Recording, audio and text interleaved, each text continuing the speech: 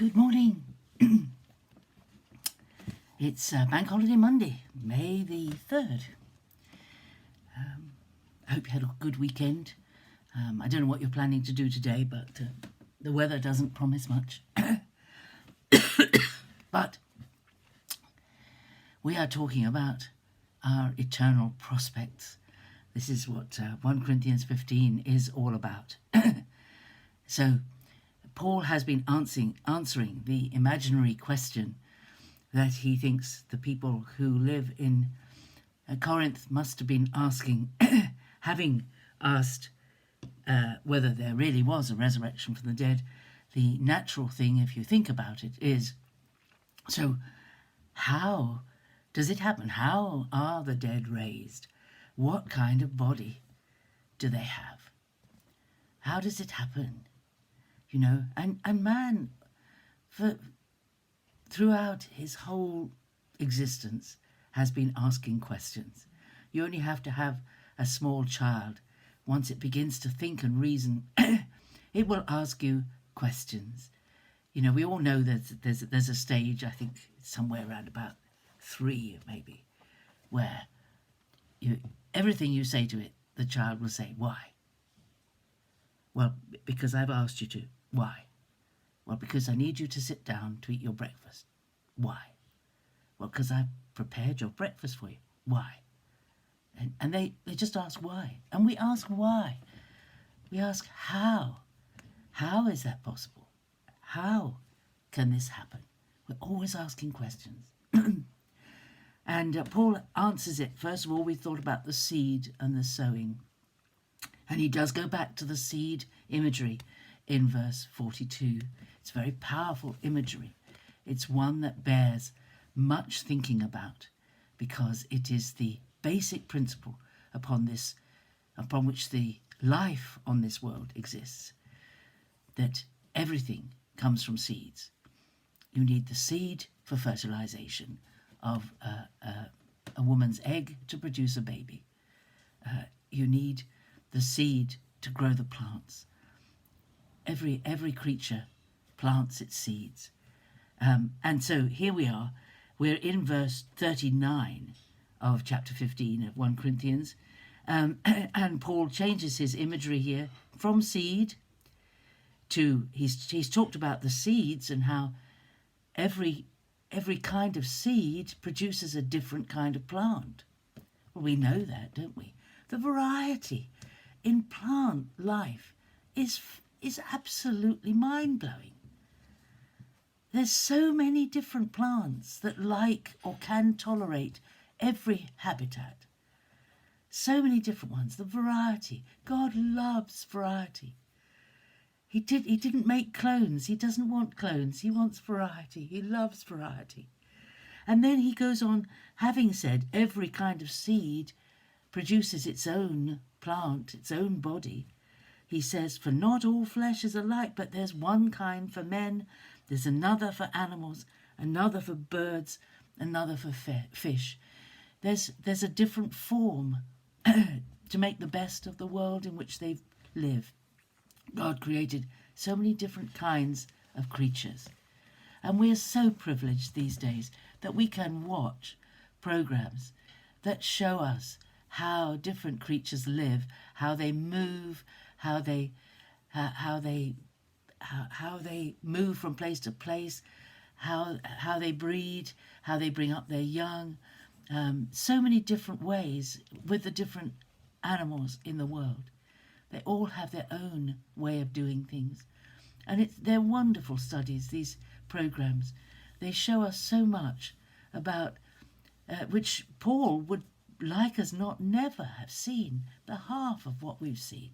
You think about Paul in his life in the Mediterranean Sea, travelling around the Mediterranean Sea. He would never have seen a whale or sharks, probably. He'd never seen them. He would never have seen elephants, probably. I doubt whether there were elephants in Rome. I don't know, maybe there were elephants in Rome. Maybe he did see elephants. But the variety that we have available for us to see is just mind-blowing.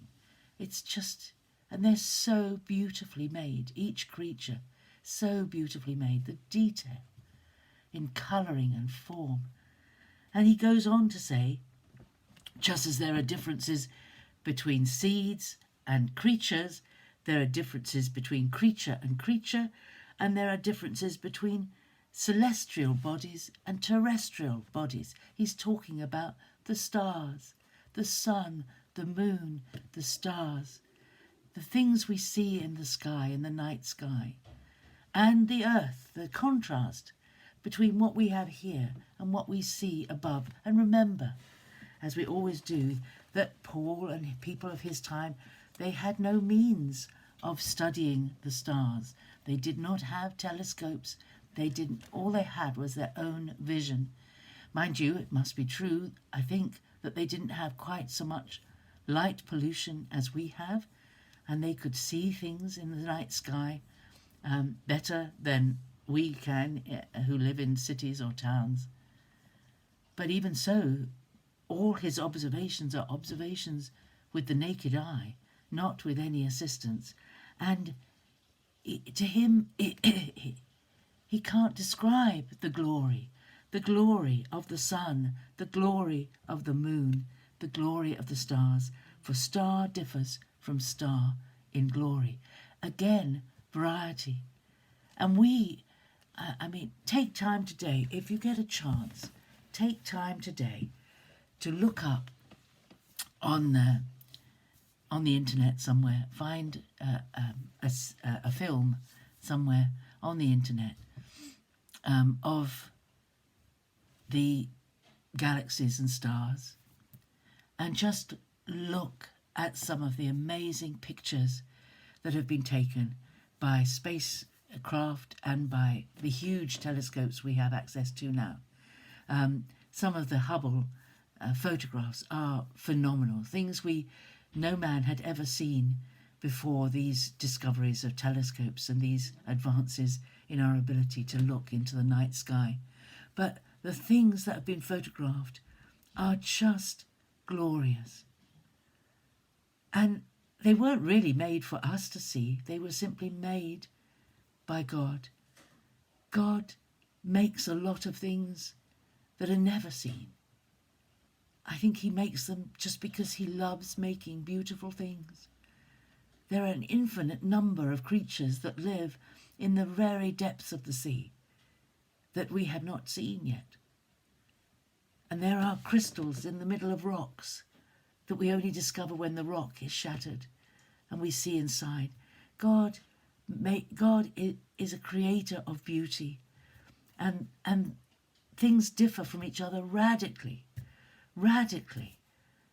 And it just says to Paul, the contrast between these different things is as great as the contrast will be between what we have now as a physical body and what we will have when we rise and when we're given our new spiritual body.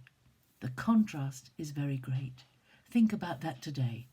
The glories that God has made, the beauty that God has made, the wonderful future he holds in his hands for each one of us. What a thought. Enjoy looking at those pictures today, and I'll meet you again tomorrow with pleasure. Be very blessed today, each one. Bye-bye.